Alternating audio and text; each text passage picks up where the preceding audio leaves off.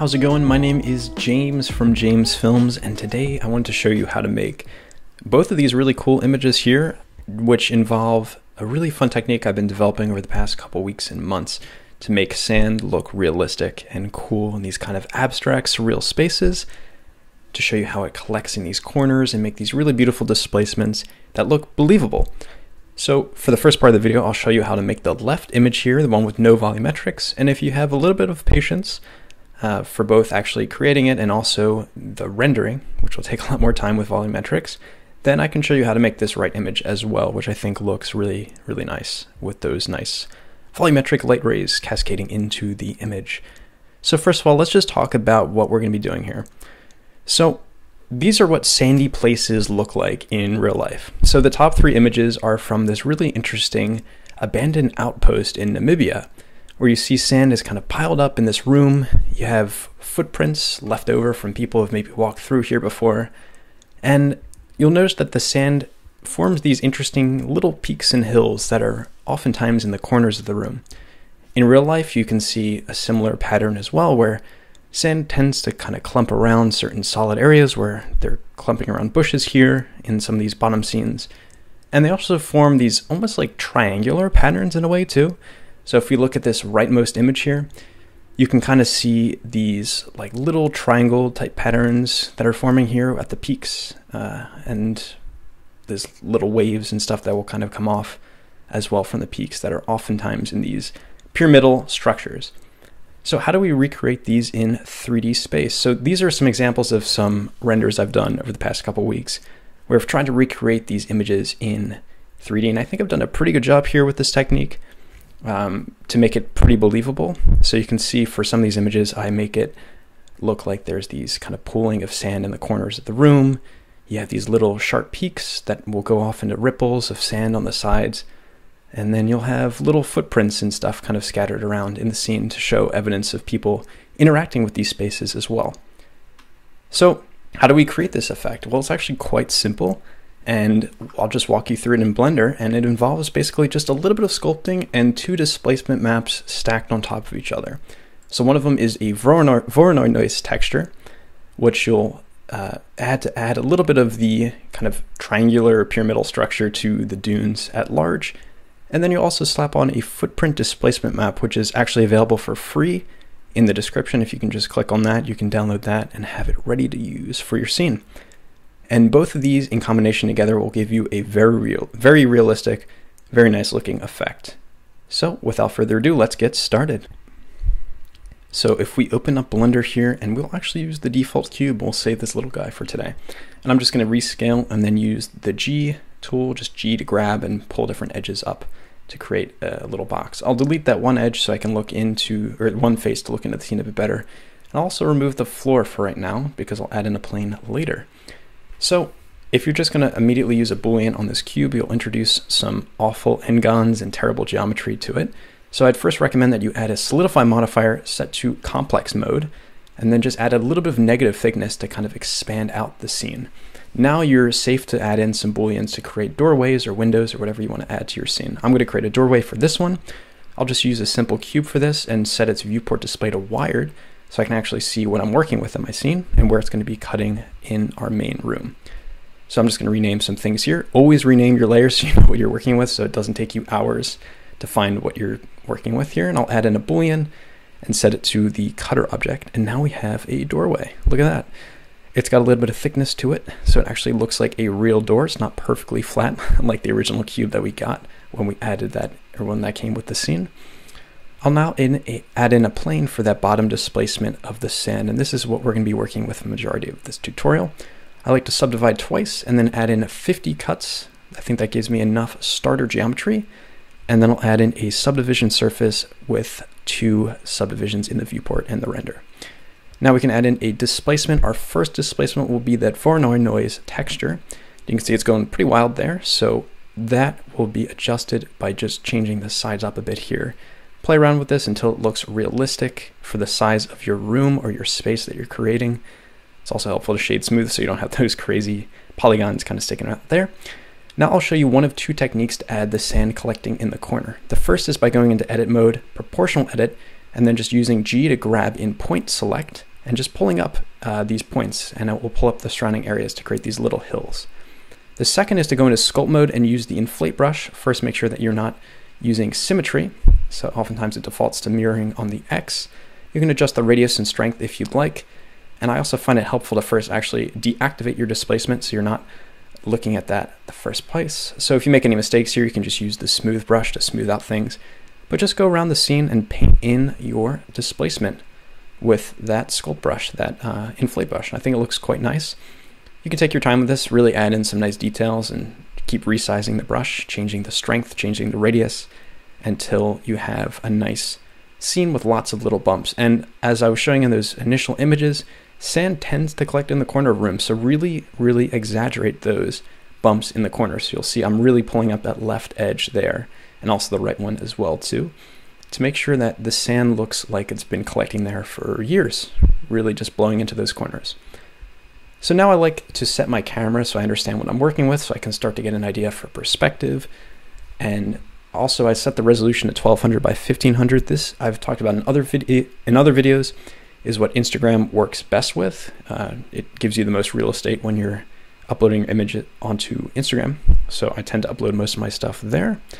So I'll just set it to 1200 by 1500, and then I'm going to zero out all the location and rotation parameters so that my camera is straight along on that y-axis. So take your time with this as well. I think it's important to have really great perspective to work with. And what's also helpful is if you go to viewport display composition guides and enable center and rule of thirds, you can actually kind of get a better idea for where to place things to get really nice flow for your composition in the scene. So I'll come back to my camera quite a few times during my rendering to make sure that the scene looks great. It looks like it's working properly. All the elements are reading well and working well with each other. So always come back to this and adjust as you see fit. And I always think it's helpful to have those composition guides on. So now let's reactivate that displacement and the subdivision, and that's looking pretty cool so far. However, it's still pretty intense, so I'm actually going to increase the size of the Voronoi texture a bit just to make those ripples not so crazy. And I'll also decrease the strength of this displacement so it's not so sharp too. Usually the sand is getting smoothed out over time, so it's not going to be really peaky. It's going to kind of look a little bit more smoothed out, but still with these ripples and grooves and ridges. So I'll adjust the strength a little bit more too, just to pull it back just a little bit. And we're going to be adding in that footprint displacement too to add a little bit extra punch to it. So don't worry about that strength being too crazy for now. I'm just going to UV unwrap this plane here. And while I'm at it, I'm just going to apply the subdivision first and then the displacement. And we're going to add in a second displacement. You could do this non-destructively if you want and have a displacement just added onto the thing additionally, but I just like to work with the new geometry. I think it's just a little bit easier personally. It runs maybe a little bit faster. I'm not quite sure how performance works for this necessarily. But now this is the point where we're going to open up that footprint displacement that I've linked again in the description if you want to get that over there. And what you're looking for with this footprint displacement is a black and white height map texture. It will look something like this guy right here. So just open that up. It'll take a second to load in. And there we go. That looks pretty cool. Look at that detail. So no one's footprint is that big. So we're going to actually have to resize this displacement a little bit, but we can go into UV editor to do that. So I'm just going to click off the overlays for this rightmost side so I can kind of see what I'm working with a bit better here. And then just select all of the plane here, and then I'm just going to hit S and then 3. I think that's reasonable to resize it. And we can tab out of edit mode and see what we've done. So that looks pretty nice. However, it is quite too strong. So just pull that strength down a bit. Something like 0.2 I think will work properly for this. And you can see we've got some nice footprints that look reasonably scaled in our image, and they are playing really nicely with the little peaks we got from the Voronoi texture. And we got those nice collections of sand in the corners. So look at that detail. And this just took a couple clicks to get a really nice displacement already. So now for the next couple steps, I'm going to focus more on the lighting and texturing elements of the scene.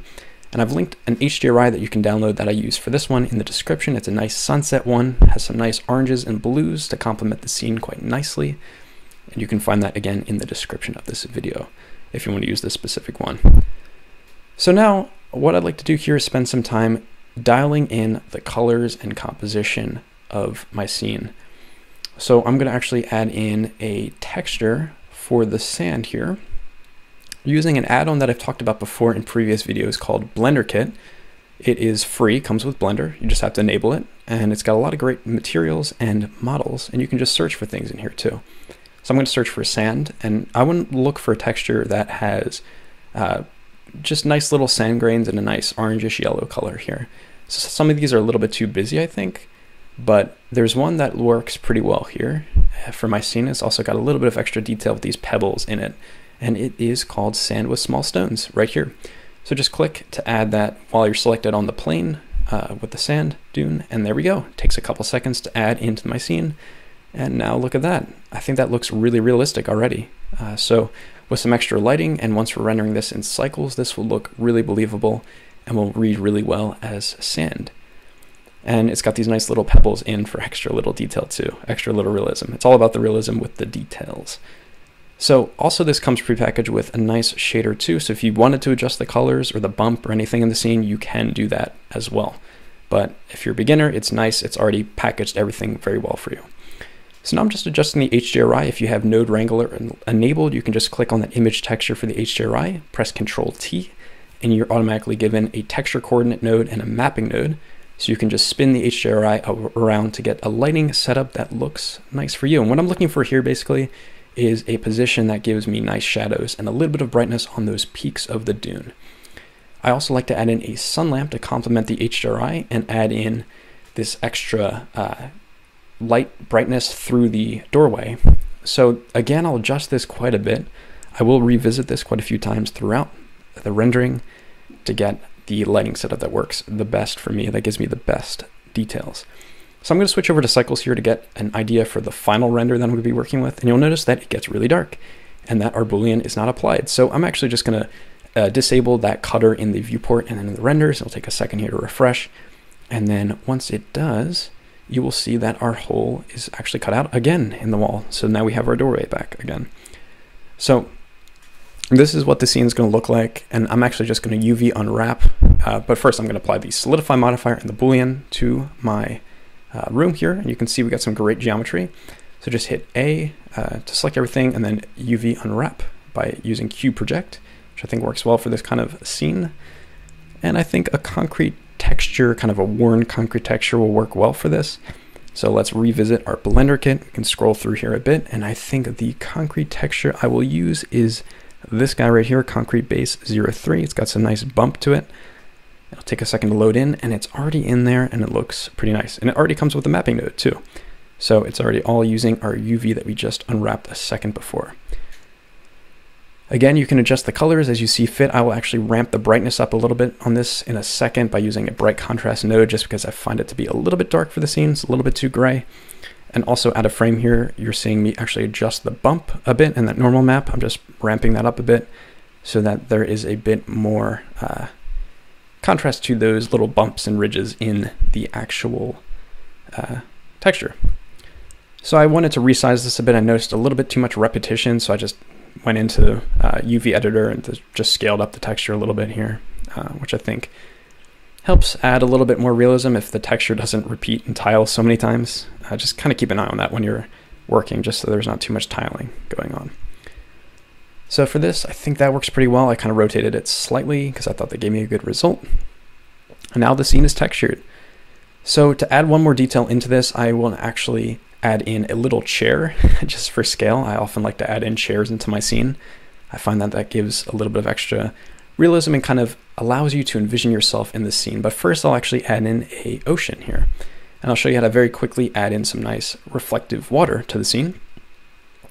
And also make sure that the clipping of the camera is set to something crazy like, I don't know, 100,000 meters, so that it's not clipping the edge of that plane. So I'm just gonna add in a new texture on this plane, call it water. And this is a very simple texture. I do this one quite a bit when I'm making oceans and lakes and rivers and things. Just turn the transmission to 1, roll the roughness down to just above 0. I think just a little bit of roughness works.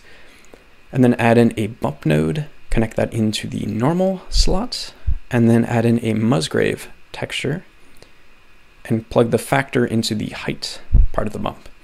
So you'll notice that looks pretty weird. So just ramp the scale up like crazy, like 250, and you'll have something that looks a bit more realistic for the scale of an ocean. So I'm going to go back to camera view so you can actually see what I'm working with here a bit more. And it looks a little bit too uniform. So what I'm actually going to do is go to Control T on this and add in a mapping node. And you can stretch the scale along the X or Y to kind of distort it to make it look a little bit more like ripples of water. So if you just pull down the scale a bit on the X-axis to like 0.3, that looks pretty nice. You'll also want to dial back the strength a little bit so it's not too crazy. I think something on the order of like 0.1, 0.15 or something works pretty well. And so that looks pretty great. I can also adjust the distance a little bit too. That also makes it blend a little bit better and not make it look too bumpy. And then, yeah, so that's pretty easy, pretty quick to make some nice looking water. I'm also just adjusting a couple other things here. They'll just make the shader look a little bit nicer. You can also change the base color a bit too. Sometimes I'll add a little bit of blue to it, a little bit of turquoise to make it look a bit more like nice ocean water or lake water. And now I'm pulling over this menu here to show you I've got a bunch of skies that I've downloaded royalty free from Unsplash. Just have a browse through there and find a nice sunset image that works well for you. There's one that I think will work well for this, where it's kind of a plain sky with a nice bit of a gradient. And again, these are all royalty free images, so you can use them for your renders. I used to use these all the time with photo composites, but I think they work pretty well in the background of things. So make sure you have the images as planes add-on enabled as well. That'll allow you to import this image and give it an emission texture right off the bat. So I'm going to add in this image of the Mont Saint-Michel, and it is looking nice. You get this nice kind of blue to reddish, orangish gradient, and I'll just rescale it up so that it aligns well with my plane of ocean water. And that looks pretty nice.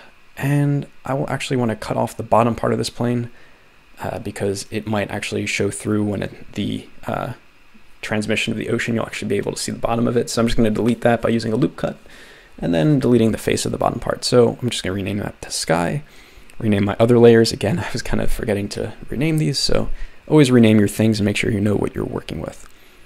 So the scene looks pretty nice. Let's go into rendered mode to just take a look at what we're working with here and show you one problem that has come up now that we've added in this plane. And that is that the plane is now blocking a little bit of the incoming light into our scene. So in order to deal with this, go to visibility and then deselect ray visibility for shadow for the sky. And that will allow the light to actually just pass right through into your scene. I'm opening up Blender Kit again, but this time looking at the free furniture models that are available, and I'm going to use this one, the chair by Hans Wegner, and I'll need to resize it just a little bit and rotate it so that it fits and scales properly with my environment. And this is where those composition guides come in real handy, because now I can put that chair right in that right corner and make it look like it fits really well in the scene. So that looks pretty nice. You've got this nice bit of abstraction and also this a bit of realism that kind of takes you back to the human world by having this chair sitting in there, where you're able to potentially picture yourself vacationing and sitting on this chair and relaxing and enjoying a summer by the sea. That's kind of the vibe I'm going for with this. So if we go back to rendered mode, this is where I'm just going to dial in some extra things. You can skip ahead if you want here, and this just play around and just experiment and see what works for you and what doesn't. For me, I just like to adjust the lighting a little bit, maybe adjust the colors of things or change the texture brightness or add in a little bit of extra sunlight to things. So I want to make sure that this chair aligns well with that shadow that's casting from the doorway. So now I've aligned it between those nice beams of light that are coming in there. So you've got a nice shadow on that back wall, or on the right wall. And also the chair is centered well on that sand. This is the result that you'll get if you render this guy out. I think it looks pretty nice, but we can make it a little bit better with some volumetrics if you'd like. So if you'll stick around for this extra little step right here, I can show you how to do something really, really cool. So I often get asked on my videos, how do you make really cool volumetrics in Blender? Are you adding these in Photoshop? Are these just things that you've slapped into your image? And the answer to that is you can do all of this in Blender. Blender's volumetrics are fantastic. It's got this really great shader called the principled volume, which I can show you how to use in just a second. But you can use this technique to get some really great results that look a lot like this. So the secret to great lighting is actually something called gobos, which if you're familiar with theater lighting, if you've ever worked with on the set of a play before, or even on films potentially, there's these little filters called gobos that you can basically slap in front of a lamp, and it creates these interesting patterns on the floor. And if you're looking at the light rays that are scattered, this is where the important part comes with volumetrics. You've got these interesting patterns, so it doesn't look like just one solid beam, which light often looks like, but all of these little holes and shapes kind of create these beautiful beams that will scatter the light in really interesting ways when it hits dust or particles in the air. So how do we create this in Blender? So if we're back in Blender here, so there's a couple ways to do this in Blender. One of the ways I like to do it is by adding in a tree or something to scatter it, but you can also do it by just adding in a plane, simply enough, going into edit mode. And we're going to add in a couple subdivisions here. So I'm going to subdivide it twice and then cut it 50 times like we did for the plane before. But this time what we're going to do is actually select a bunch of random faces on here. So if you go to select and then select random, it will just select a bunch of random faces. You can just hit X and delete those faces. So now you've got a bunch of holes in this perforated plane. So you can shade that smooth and then go over to add a subdivision surface, and you'll just need one subdivision for this to kind of smooth out those edges so you don't really have these harsh rectangular edges as much anymore. So I think that looks pretty great. And now you just want to place this in front of your light but out of the view of the scene. So you don't want to see this kind of bizarre looking abstract shape in the scene. So I'm just going to scale this and rotate it around so that is just off to the left. So you're not going to be seeing it behind that left wall, but it will still be affecting the sun lamp that's coming in. So if I go into rendered mode, this will take a little bit of time to load up here, but you'll notice on the back wall that there's a little bit of a pattern that's forming. You can also see that manifesting itself in the sand there. There's all these kind of little shadows and bright regions, and that's being affected by that gobo that I've just added into the scene. So if I just toggle back to material mode, we're going to add in the volume scattered part of the scene now by just adding in a cube, scaling it up to be the size of our scene, and then adding in a principled volume shader to this. So what I'll do here is just scale this up so it's fitting in my scene properly, and I'll just rename this to our volume so we know what we're looking at later. Go back to object mode and add in a principled volume. So connect the volume output to the volume output here, and you'll notice that that's pretty dense. But first, let's just actually display this as a wire so we can actually see our viewport in our scene again. And I'm just going to increase the brightness of this a little bit in the color and also put it ever so slightly to the orangish yellowish tint so that we have kind of matched with the background sky that we've added in, which is kind of this hazy orange pink before. So if I go back to rendered mode and I've decreased the density now down to 0.1, you can see the scene's become a lot darker because there's a lot more volume that the light is now having to pass through in our scene. So you'll also notice that the back part of the scene is much brighter because there's no volume that's there. So you'll want to grab this volume and make sure that it's properly filling the scene fully so that you're not having these crazy contrasts between the dark and the bright. So I'm just going to change the color here again, increase the brightness ever so slightly here. This is all just a matter of personal preference. Just spend time with this and adjust the colors to how you see fit. This is all artistic taste. So I will also want to kind of get rid of that random bright patch in the back or in the foreground of my scene. So I'm just going to extrude out this part of the geometry again. This looks horribly messy, but you're not going to be seeing it once we render it out, so it doesn't really matter anyway. It'll give us a bit of a better result. And I'll show you in a second, you want to be careful here when you're doing this because you can make the scene a bit too dark. I think having a little bit of ambient light coming in from that HDRI is helpful just to light the scene properly so you're not going to have so much noise. If the scene's super dark and you've completely cut off all light in the scene, it'll look pretty terrible. But as you see the scene starting to render in the viewport on the right side there, you've got these really great looking light rays already kind of cascading through. It's really hard to tell because this keeps refreshing in cycles, but it'll look really great once you render this out. I promise you that. I'm just going to add a loop cut in here and just show you why it's bad to add in just a fully blacked out space here without extra lights in the background. If I fully pull this across, you can just see how dark this scene gets. And there is an insane amount of noise here because there's so many calculations going on because of all the light bounces with both the volume and also just it bouncing around inside this space here. There's just a lot of noise being added in here. So let's just pull that back over just a little bit so we have some of this ambient light still coming in here. Yeah, so just pulling that over again, you can see taking a sec to re-render there in the viewport, but it looks much brighter already. It looks pretty nice. I'm just going to pull the volume back a little bit more too, just to kill that front part where it looked kind of a little bit too bright, just so the scene blends a bit better. And again, I'm just going to adjust some things here with the volume color. It's a lot of trial and error here. This is what 3D is about. You got to be patient. You know, this is why I said that the volumetrics section here will take a little bit longer, because it is a slower process. It does take your computer longer to refresh and get things processed for you in the viewport especially. But just take time with it and have fun with it. Get a coffee, get a tea in the meantime while stuff renders and loads out, just so you can relax and enjoy the process. It always should be fun doing this kind of stuff. And I really think that volumetrics adds that extra touch of magic to these surreal scenes. So now this is loading in a bit more. You can actually see what this is looking like, and it really does look fantastic, honestly.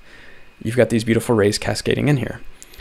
And I think it might be a little bit too intense in terms of how many individual rays that we split up here. So I'm actually going to revisit this gobo that we made before. Once again, I'm going to tab into edit mode, and I want to actually select random again and then delete some more of these faces, just because it is a little bit too intense. I'm going to turn off the subdivision. I'm also going to go into material mode so this isn't refreshing constantly and slowing down my viewport. But let's just select random again and then just X and then delete those faces. So if I tab back into object mode, once again apply that subdivision, we've got a lot fewer of these little shapes, and it, I think, will look a little bit more realistic, not having so many scattered lights. And that is loading up and looking really nicely. So you can at this point render this out. I'd advise you to actually increase your samples just a little bit, just because volumetrics will add a lot more noise to your scene if you're just rendering at the same number of samples as you did before.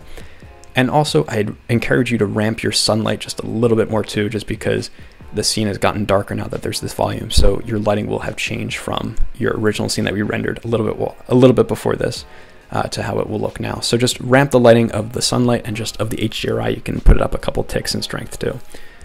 And this is what the final image will look like. I think this looks really great. I did a little bit of post-processing here just to adjust the colors a little bit in the scene. So be sure to subscribe for more. I'm posting these tutorials fairly regularly, so I want you to be in the know when they go live, so you can tune in and be the first people to watch these videos. Check me out on Instagram if you want to see more content like this, and leave a comment what you want me to show you how to do next here, or if you have any suggestions for things you'd like me to talk about. Stay tuned for the next one, and see you guys soon.